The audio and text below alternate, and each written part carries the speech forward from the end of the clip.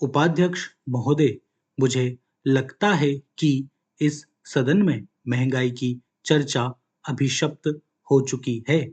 हर सत्र में हम यह कोशिश करते हैं कि महंगाई पर पहले दिन ही चर्चा हो, लेकिन हर बार यह चर्चा किसी न किसी कारण से उलझ जाती है और कई-कई दिन तक रुकी रहती है। फिर बहुत चीजों के सुलझने के बाद शुरू होती है। हमारे वामपंथी साथियों ने महंगाई पर स्थगन प्रस्ताव दिया था। उस पर 2 दिन तक कार्यवाही स्थगित रही। तीसरे दिन स्पीकर साहिबा ने उस स्थगन प्रस्ताव को नामंजूर कर दिया।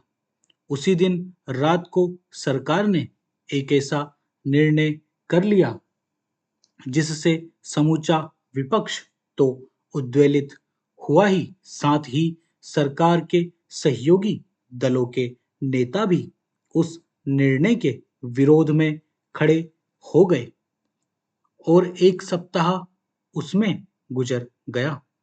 परंतु मैं प्रणवदा को धन्यवाद देना चाहूंगी, जिनकी पहल पर, जिनकी सक्रियता से सबसे बातचीत करने के बाद कल उस फैसले को लंबित रखने का एक निर्णय हुआ।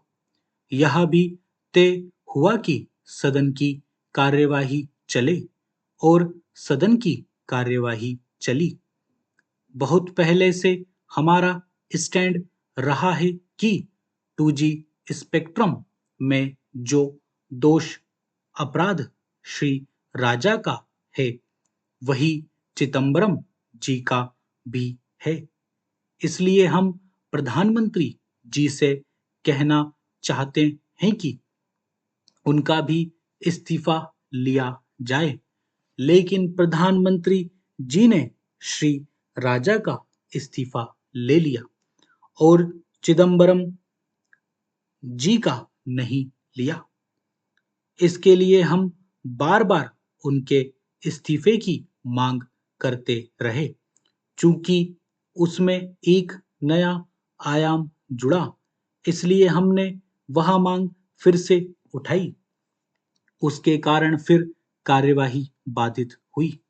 उपाध्यक्ष जी, यह 15वीं लोकसभा का 9वां सत्र है और मैं प्रणवदा को याद दिलाना चाहती हूँ कि वह चाहे तो वित्त मंत्री थे या नहीं थे, मगर हम हर सत्र में सरकार को महंगाई पर झकझोरते रहे।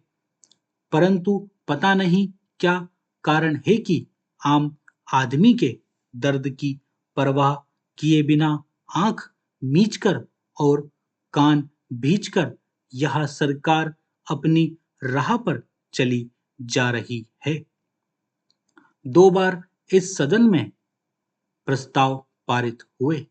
मुझे दुख हुआ प्रणवदा की उस प्रस्ताव का जवाब देते हुए, जो वक्तव्य आपने सदन के पटल पर रखा, वह बहुत तकनीकियों से भरा हुआ है।